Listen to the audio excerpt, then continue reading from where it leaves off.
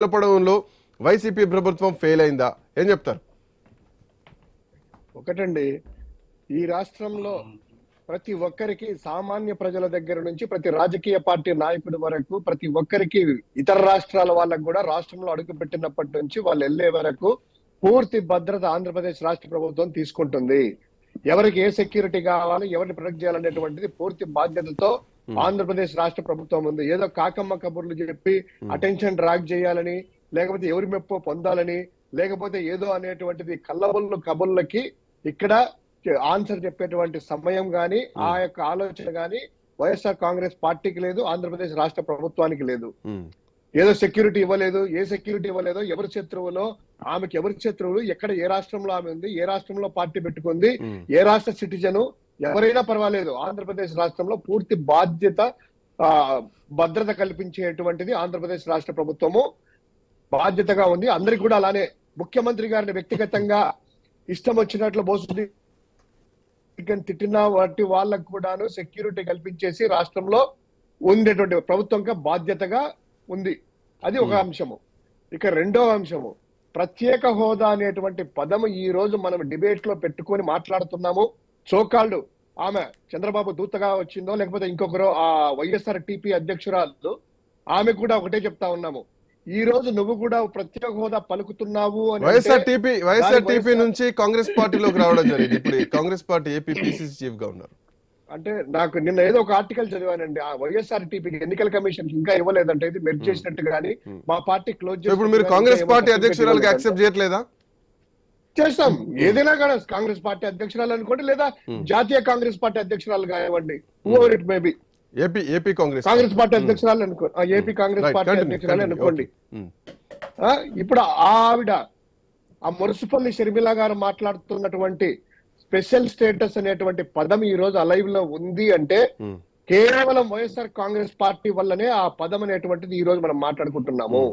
లేకపోతే కనుక ఎవరైతే మీరు మద్దతు ఇస్తున్నారు కదా, రాయబారిని కలిపి ఒక గుంపు మేస్త్రి రాయబారిగా మీకు కలిపి ఇక్కడికి రాష్ట్రంలోకి పంపిస్తే, వాళ్ళు ప్రత్యేక హోదా వద్దు, ప్రత్యేక ప్యాకేజీ తీసుకున్నామనేసి పార్లమెంటు సాక్షిగా అరుణ్ జైట్లీ ఇక్కడికి వచ్చిన తర్వాత అసెంబ్లీలో కూడాను సోకాళ్ళు చంద్రబాబు నాయుడు ముఖ్యమంత్రిగా ఉండి ప్రత్యేక ప్యాకేజీకి అభినందనలు తెలిపించేసి ప్రత్యేక హోదా అనే దాన్ని పూర్తిగా హత్య చేసేసి ప్రత్యేక ప్యాకేజీ తీసుకొని వచ్చారు. ఇది జరగవరిగిన సత్యము, ఎవరు కాదనలేని సత్యము.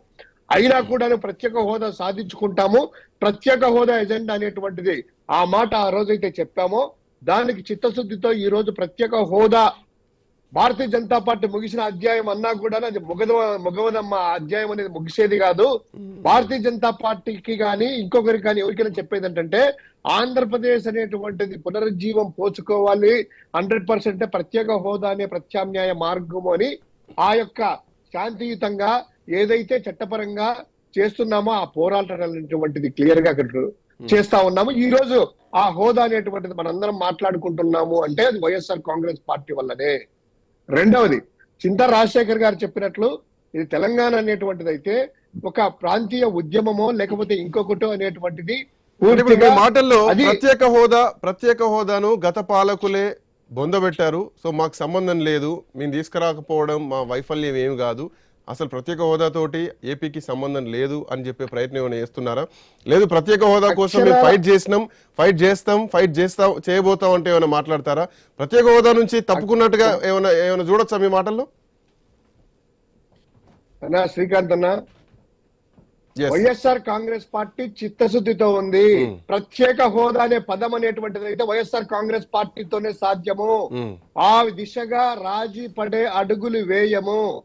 ఎప్పటికైనా రాష్ట్ర ప్రయోజనాలే స్పెషల్ స్టేటస్ అనేటువంటిది ఆంధ్రప్రదేశ్ మీరు ప్రత్యేక హోదా కోసం ఇన్నేళ్ల పాలనలో, ఈ 5 ఏళ్ల పాలనలో మీరు చేసినటువంటి ఫైట్ ఏంటి? ఏమైనా ప్రజలకు చెప్పగలుగుతారా ఈ వేదిక సాక్షి? ఖచ్చితంగా అండి.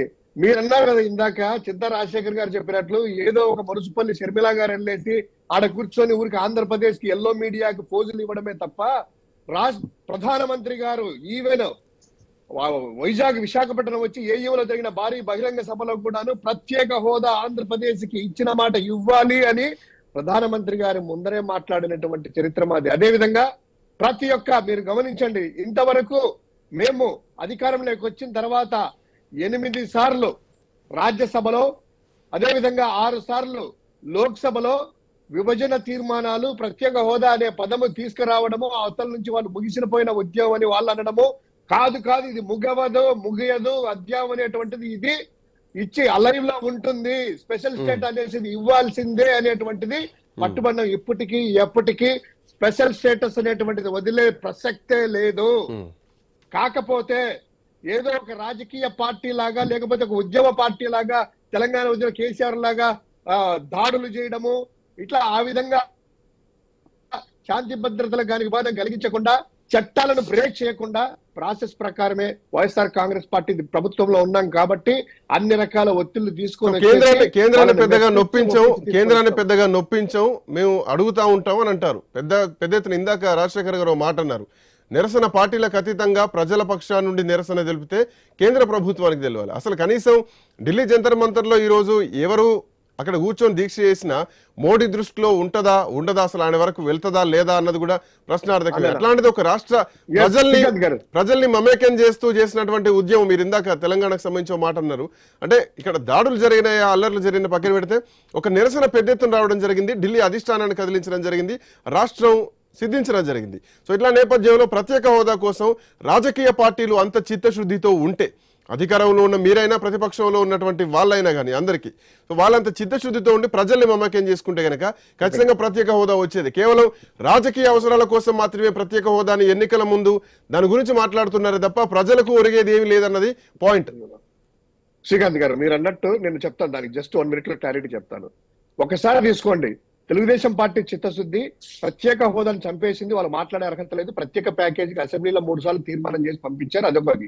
రెండోది ఆయన పాచిపోయిన లడ్డూలని ఆయన వెళ్ళి పూర్తిగా దారదత్తం చేశారు ఆ పార్టీని, తెలుగుదేశానికి బీజేపీకి పాదాభివందనాలు చేస్తా ఉన్నారు వాళ్ళిద్దరి. మూడోది మురుసుపల్లి షర్మిల గారు మాట్లాడుతూ ఇదేదో జంతర్ మంతర్ అన్నారు కదా వాళ్ళ పార్టీని తెస్తుందని. నిజంగా నీకే అంత చిత్తశుద్ధి ఉంటే మురుసుపల్లి షర్మిల గారు, రాహుల్ గాంధీ అయినా మీ దీక్షకు వచ్చారా, మల్లికార్జున ఖర్గే గారు మీ దీక్షకు వచ్చారా, సోనియా గాంధీ వచ్చారా, వెళ్ళి అందరు కలిసేసి ఏమన్నా మా అధ్యక్షురాలు చేస్తా ఉంది ఇక్కడ అని చెప్పి పార్లమెంట్ లో ఏమైనా జరుగుతున్నాయి కదా, పార్లమెంట్ మొదలైన తర్వాత మీరు వెళ్ళారు కదా, ఒకసారి కనీసం మీ పార్టీ నుంచి మద్దతు ఉందా? సైదా గారు